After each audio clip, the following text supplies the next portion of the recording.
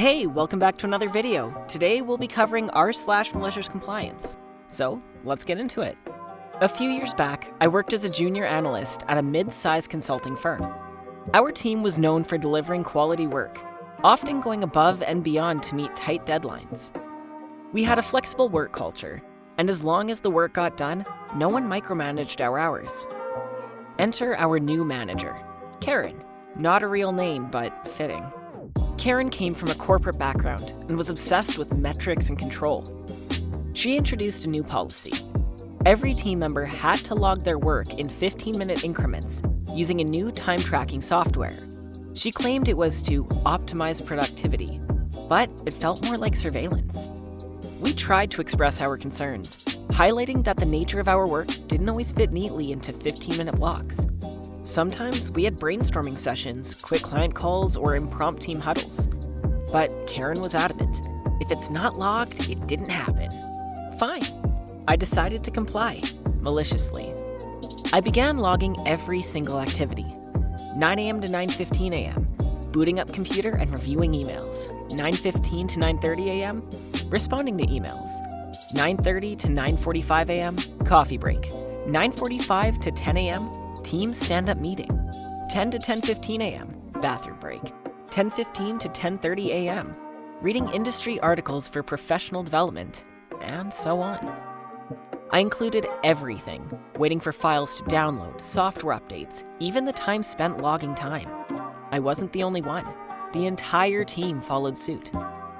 Within a week, Karen was inundated with detailed logs that painted a picture of a team bogged down by administrative tasks. Our actual productivity took a hit because we were so focused on tracking every minute. After 2 weeks, Karen called a team meeting. She looked exhausted. Okay, maybe we went a bit overboard with the time tracking, she admitted. Let's simplify the process. Victory! We returned to our previous system, focusing on deliverables rather than micromanaging time. Productivity soared, and Karen learned that trust and flexibility often yield better results than rigid control. I swear some people, when they get into a position of power like Karen here, they just want to exercise what they have for the sake of showing everyone what they can do, even though it's completely unnecessary and just pisses everyone off. So good for you, OP, and your team for standing up to that. And now she'll think twice before pulling something stupid like that. Boss took credit for my work. Malicious compliance occurred. A few years ago, I was hired as a manager to create the contracts department of a tech startup. My boss was on an opposite coast as me, and we barely spoke.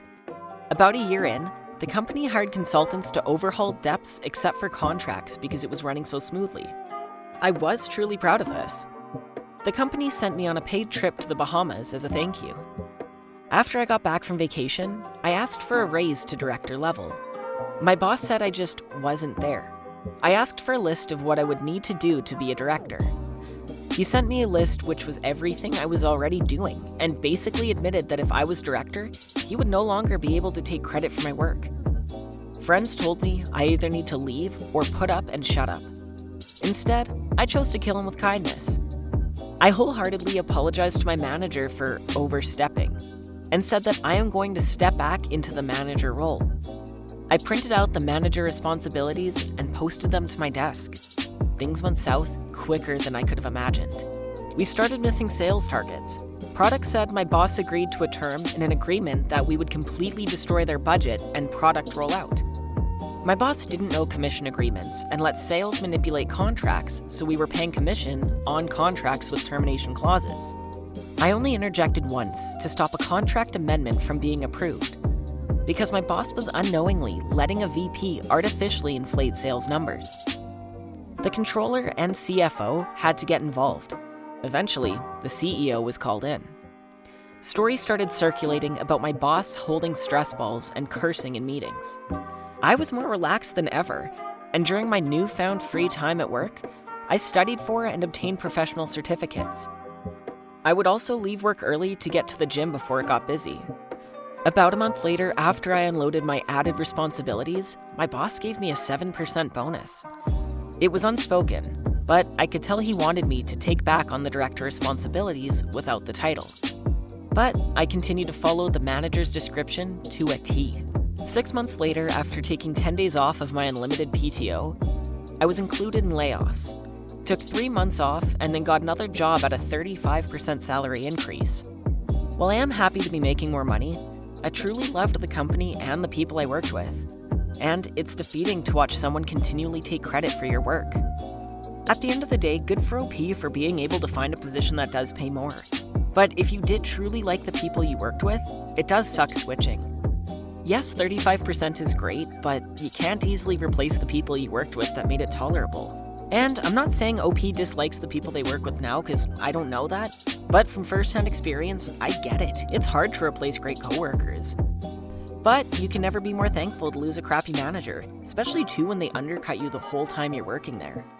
But hey, this is what happens when managers start to take their excellent staff for granted.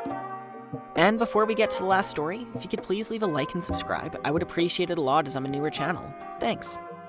You're not paid to think. Okay, so I didn't. A few years ago, I worked as a copywriter at a small PR agency ran by a tyrant of a boss. Let's call her Marcy. She was all about control. One day during a strategy meeting, I pointed out a huge flaw in a campaign that could have cost our client major money. Her response? "You're not paid to think. You're paid to write what I tell you." Cool, got it. From that point on, I followed her instructions exactly. No suggestions, no edits, no heads up when things were obviously going sideways. Just pure, flawless compliance. Within 2 months, 2 major clients left over tone-deaf campaigns. Ones I'd tried to fix, but was explicitly told not to. Guess who to blame? Me. Guess who kept receipts? Also me. I forwarded my "just doing what you told me" chain to HR. Turns out this wasn't the first complaint. She was restructured out of the company 3 weeks later. That is steep. And again, it falls back what I said before. Sometimes when managers are just put in power, they just want to exercise the power for the sake of doing it. But yet again, all they're doing is hurting themselves. To get fired that quickly over this, she really must have screwed up and pissed some people off. But again, I really do admire OP's confidence. And that's it for today's video. Thank you so much for sticking around to the end. I truly do appreciate you. And I'll see you next time.